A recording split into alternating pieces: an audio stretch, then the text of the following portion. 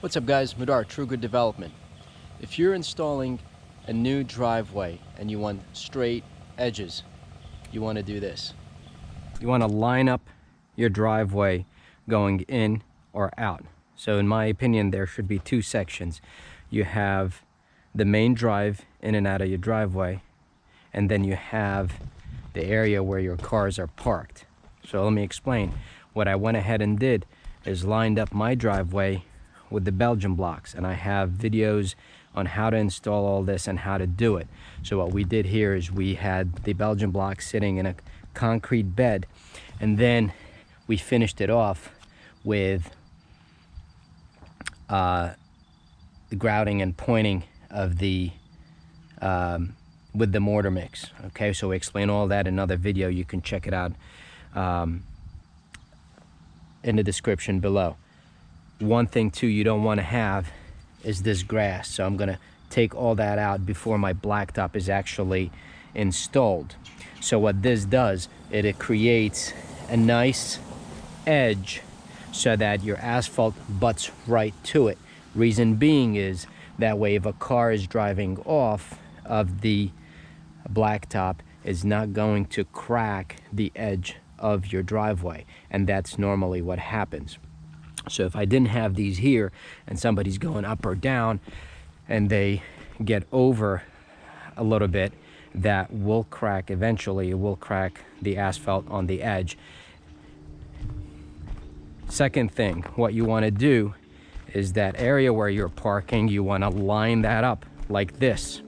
Now, of course, ideally you can do more blocks, but these things are not cheap. So what I went ahead and did was I carved out a straight edge. So what's happening here, I'm having 2 inches of blacktop asphalt coming in. So that's gonna come in right to about here. So I have this nice edge where that blacktop is just gonna sit up right against it. So again, if somebody's walking over from the blacktop to the grassy area or whatever, they're not going to cause that extra pressure on the edge of that blacktop. It is challenging here, of course, and you're gonna have areas where it's just straight up flat. Well, I'm gonna do the same thing. I'm gonna edge it all so that way the blacktop or the asphalt will sit right into the trench or right into your line. So we'll get thicker in that section. So I would probably recommend that you make about a 3-inch, 2 to 3 inch trench right along the edges of your driveway, so your asphalt will sit in there really nice and thick. Ideally, you want to back up or backfill, excuse me, up to that asphalt. So in this case, it's going to be right about to here, and you want to backfill with any kind of material that's going to add extra support to the back of it. In my case, I haven't thought of anything yet, but this is not a high traffic area for me, but I will come up with something. I'll either do maybe a 4x4 pressure treated wood, or I might do some pavers. Whatever the case may be, what you want to do is have something that will support that blacktop. Same thing here for me coming up to here.